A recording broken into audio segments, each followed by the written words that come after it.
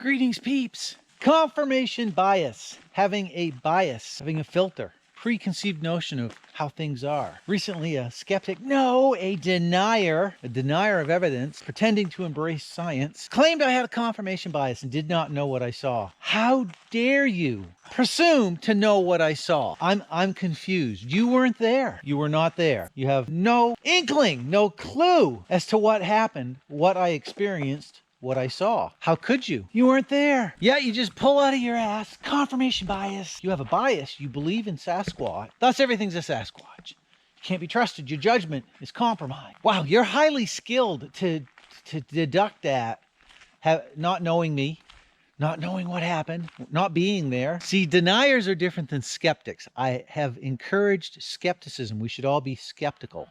A denier pretends to be a skeptic but denies the evidence. They have as much of a confirmation bias, perhaps more, than believers on the other end of the spectrum, because in their mind, Sasquatch is not real.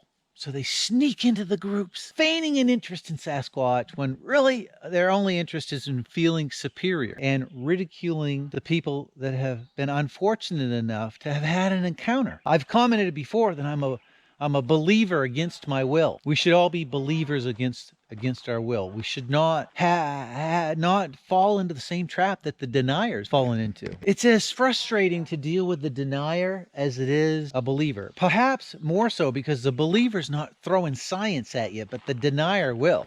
You have a bias. Occam's razor. Evidence. Here's the thing. A good researcher is skeptical. A denier refuses to do the research. They sit on their ass. They don't do anything other than be serial debunkers, deniers. Denying the evidence, ridiculing it and undermining, trying to discredit the witnesses in any fashion that they can. Sometimes they'll pretend like, oh, I'm your buddy. I don't mean anything by this. You know, that you were hallucinating or delusional or confused. You didn't know the difference between a bear and a Sasquatch. My take on nature and the wildlife in nature is at the level of an expert. I've got a degree in biology. I'm considered an expert on animals. I've won a tracking contest. Like, I know what I saw. Don't tell me what I saw. Don't turn around and pull it out of your butt. Oh, you didn't see that. Anybody that's skeptical, I think I've said this before too.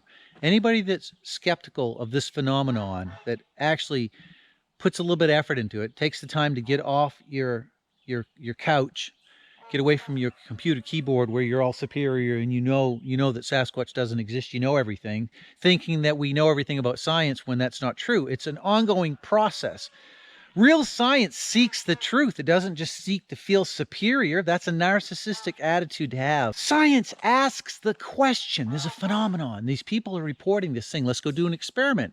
Let's go put ourselves in that position. Let's go into the forest and see if this is an actual real thing that's taking place. Let's go interview some eyewitnesses.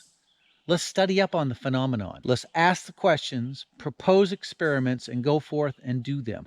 You don't get to deny somebody else's experiment. Somebody else went into the forest, took the time to go out there, or maybe just by happenstance, pure, dumb luck, they had an encounter. You don't get to pass judgment on that. You don't get to turn around and tell them they're confused. What you need to do is ask the question, what are they seeing? What is it? What is this strange phenomenon that doesn't fit into the puzzle? It's got all these missing puzzle pieces. So I'm going to start labeling these characters what they are. Deniers. You're a denier. I'm not going to waste my time with you. Don't let these spoonheads drag you into a debate. Don't fall into their trap. They're not scientists. They're not logical, reasonable, critical thinkers, because if they were, they'd be asking the questions, they'd be investigating the phenomenon. That's the litmus test to determine whether somebody's worth wasting your time. Are they putting any effort into uncovering the puzzle pieces? Are they trying to figure out what this phenomenon is? Or are they just blatantly, denying it based on human error? You being the one in error, according to them.